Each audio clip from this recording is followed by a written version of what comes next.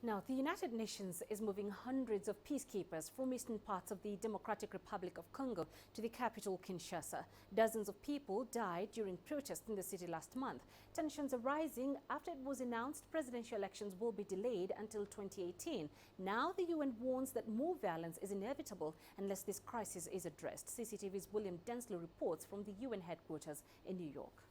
According to the United Nations peacekeeping chief Hervé Ladsus, the world body is preparing for a number of scenarios in the Democratic Republic of Congo, whilst also taking steps to strengthen its position in the capital, Kinshasa. Now, what we understand is that 300 peacekeepers from its MONUSCO force will be leaving the eastern part of the DRC, heading to the capital. Now, this comes just days after a political agreement was reached on Monday to delay the presidential elections from November to April 2018 over concerns over voter registration. Now, opponents of President Joseph Kabila say it's a plan to cling to power. Now, political tensions did boil over last month. Some 49 people died during political protests in the capital. Now, Kabila was voted into office in 2006 under a constitution that laid out a two-term limit, each term worth 5 years. Now, according to the UN's envoy to the DRC, Maman Sambo Sidiko,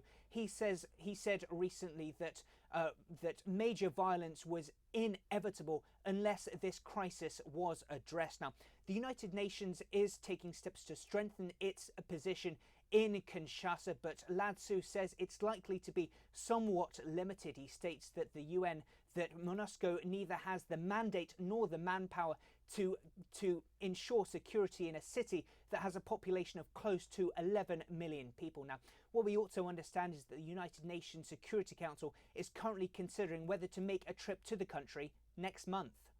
William Denselow, CCTV, New York.